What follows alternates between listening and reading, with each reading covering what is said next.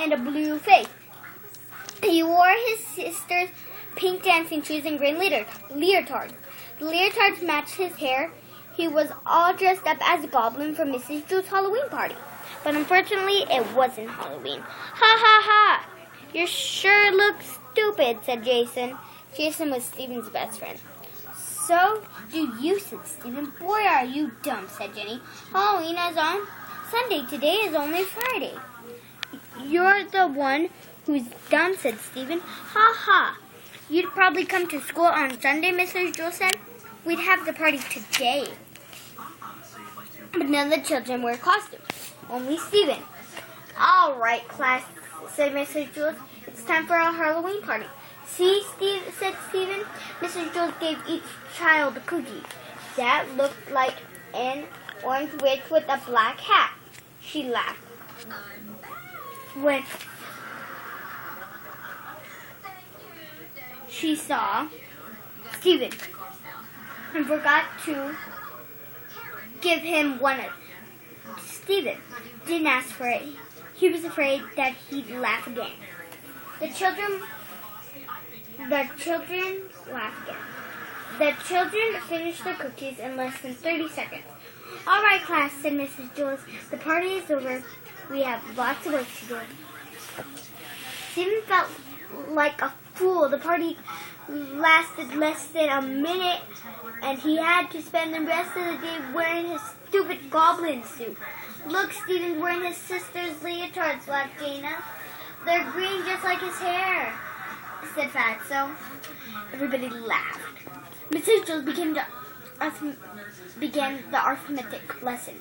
She wrote on the blackboard, 2 plus 2 equals 5. That's wrong, Joyce shouted. Mrs. Jules tried again. 2 plus 2 equals 3.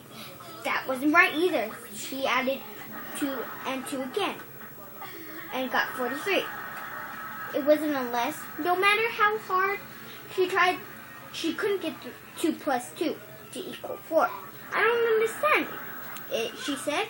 They've always equaled 4 before. Suddenly she screamed. The chalk turned into a squiggly worm. She dropped it on her foot. Then all the lights went out, and the blackboard lit up like a movie screen. A woman appeared on the screen. She had a long tongue and pointy ears. She stepped out of the screen and into the classroom. It was the ghost of Mrs. Gorm. Mrs. Gorm ran her fingernails across the blackboard. Trick or treat, you rotten kid, she said. Now I'll get even with every last of you. Where's Todd? Who's that? asked Mrs. Jules. Mrs. Gorm said, Damien. Who's that? Mrs. Gorm asked Mrs. Jules. She was the meanest teacher we ever had, said Wendy. What happened to her? asked Mrs. Jules. Loose ate her, said Jason. Well, I'm going to allow this, said Mrs. Jules. Get out of my classroom, she demanded. It's Halloween, teacher, said Mrs. Gorm. Ghosts can go anywhere. They're like, I come for a little class reunion. But it isn't Halloween, said Mrs. Jules. Halloween is till 2 days away. I know, said Mrs. Garth, but Halloween falls on a Sunday this year, so we are celebrating it on the Friday before. Stephen leaped up from his seat. See, I was right, he said. Today's the day we celebrate. It's the Friday before. Mrs. Gorf proved it. He ran up to Mrs. Gorf. They all laughed at me and made me feel stupid because I was the only one who got dressed up, but they were the ones who were wrong. You are right. He put his arms around Mrs. Gorf and hugged her. Mrs. Gorf gasped and disappeared. The lights came back on. Mrs. Jules picked up the piece of chalk from the floor. She wrote on the blackboard, 2 plus 2 equals 4. That's good, she said.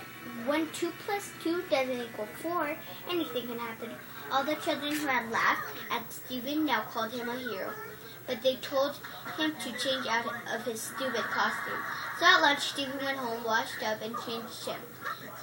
Came back wearing blue jeans and a polo shirt. Of course, his hair was still green. It always was. Mr. 30. I said 13. 30. Lewis.